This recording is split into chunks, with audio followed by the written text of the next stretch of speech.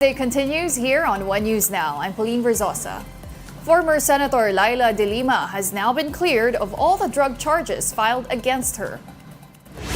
The Muntinlupa Regional Trial Court Branch 206 junked the third and last drug case against her because the prosecution failed to prove that De Lima is guilty beyond reasonable doubt. De Lima was previously jailed for 6 years before she was allowed to post bail last year. She also has a message for her nemesis, former President Rodrigo Duterte.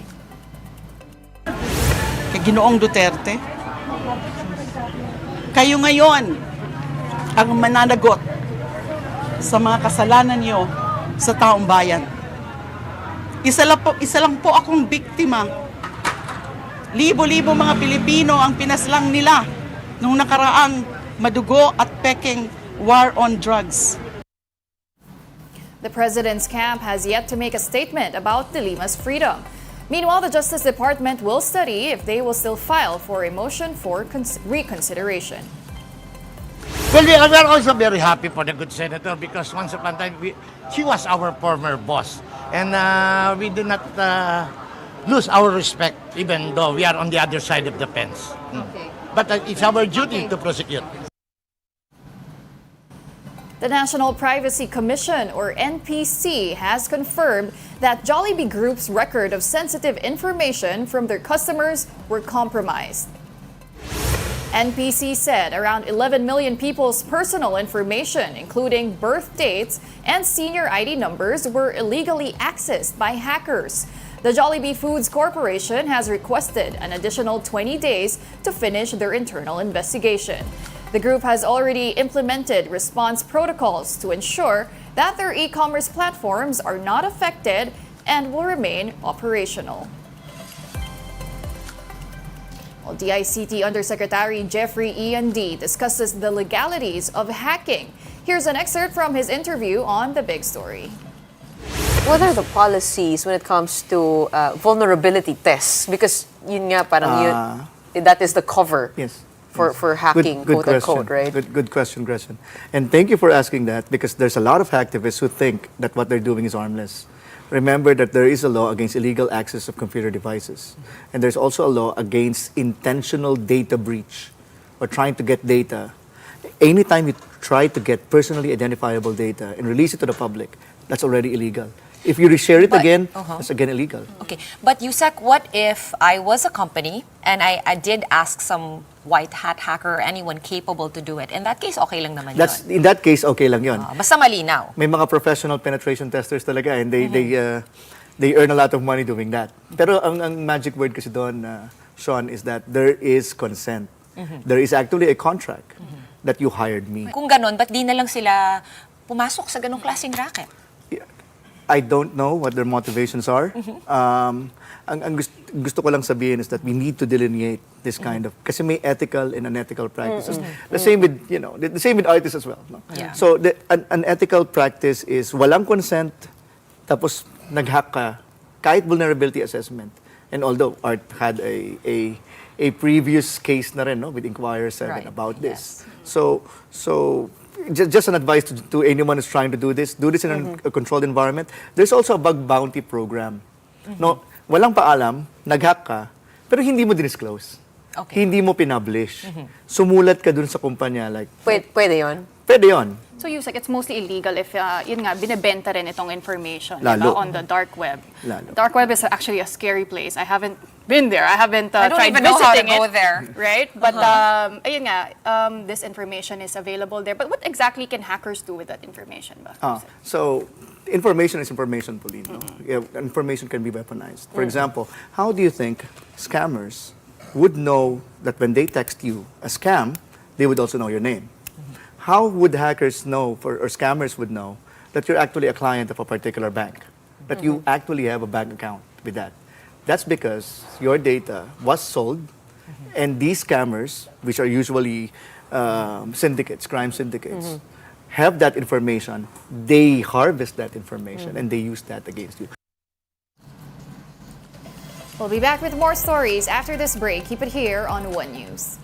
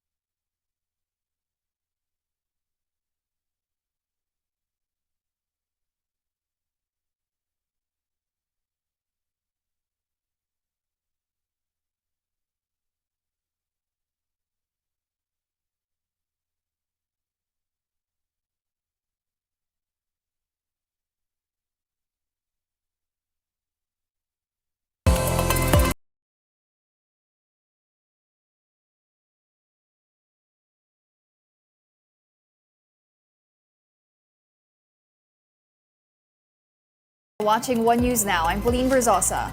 Some parts of the country may experience rains in the next 24 hours due to the easterlies or warm winds from the Pacific Ocean. Scattered rains are expected over eastern Visayas, Central Visayas, Caraga, Bicol Region, Romblon, Palawan, and Quezon. Meanwhile, Metro Manila and the rest of the country may also expect isolated rains due to localized thunderstorms.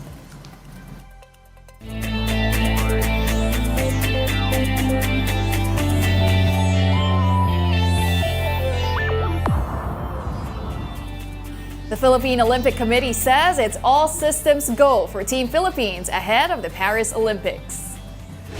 POC President Bambol Tolentino and Chef de Mission John Vic Remulla are leading the rounds at an all-in facility in Metz, France. This is where our Filipino athletes will get to sharpen their skills a month before the Paris Games. This is also the first time that the POC is conducting a training camp for Olympic-bound athletes. Tolentino says the Philippine delegation is still expected to surpass the 20-athlete mark, with more athletes expected to qualify in athletics, golf, and swimming. The Zeus Coffee Thunderbells secured the first overall pick for this year's PVL Rookie Draft. The team formerly known as Strong Group Athletics had the highest odds during Monday night's lottery due to their winless record in the 2024 All-Filipino Conference. 47 aspirants will join the first ever PVL draft set on July 8, including La Salle middle blocker and the Las Filipinas bronze medalist Thea Gagate. UAAP standouts Leila Cruz, Julia Coronel, Lucille Almonte, Jewel Encarnacion, and Steph Bustrillo are also part of the list of aspirants. There's a water park in Cebu that has it all: themed pools, giant slides, and water sports. But they don't just offer fun and excitement, they are also committed to ocean conservation. Mobile Journal Marymont Reyes has the story.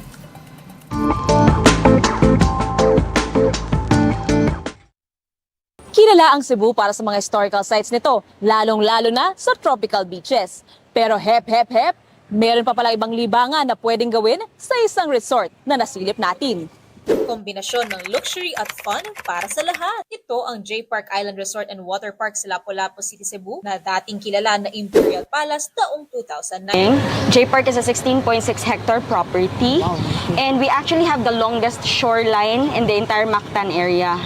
We have a 300-meter beach shoreline, and we have the biggest room inventory in the entire eastern and central Visayas. Nasa hanggang 800 ang available rooms sa J Park. May country menu restaurants, 7 team pools at 3 giant slides. Siyempre, for the clout nga tayo at sinubukan nga natin ang 3 water slide. Paano po ang gagawin? Okay.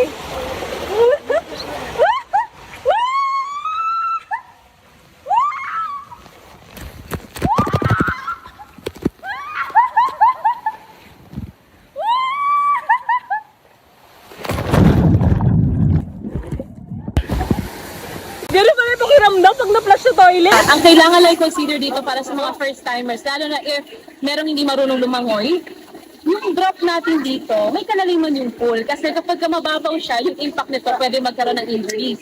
Pero rest assured kasi nakabantay si lifeguard natin. Halos kompleto rin ang lahat ng klase ng water activities tulad ng banana boat, flying fish, jet ski, at parasailing. Tampok din ang themed indoor park nila na hango sa South Korean cartoon characters. Pero hindi lang for the kids dito dahil naging host din ang J Park sa swimwear presentation ng Miss Universe taong 2017 at isa itong effort sa promosyon ng turismo sa Cebu. Eh bakit nga ba J Park ang itinawag dito?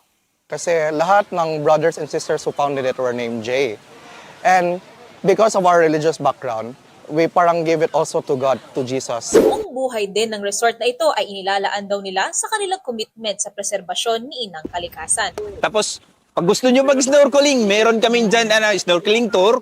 Tapos, meron kaming coral restoration dyan. May coral nursery. Bilang isang marine sanctuary, alaga lahat ng laman dagat tulad ng mga corals, jellyfish, at mga isda na mapapadaan o naninirahan sa shoreline ng J Park. May coral planting at sustainability program sila tulad ng cleanup drives. Dahil layon daw nila, hindi lang ang magpasaya ng tao, kundi pati ang pagbibigay atensyon sa kung ano ang bumubuo sa kagandahan ng Cebu, ang likas na yaman nito. Business the sustainability of natural resources. Yan daw ang advokasya nila. Nag-e-enjoy na ang mga resort goers, nakambag pa sila sa paglago ni Inang Kalikasan. Mobile Journal, Merriman Reyes po, hatid ang muka ng balita. And those are the top stories of the hour. I'm Pauline Verzosa. We are One News.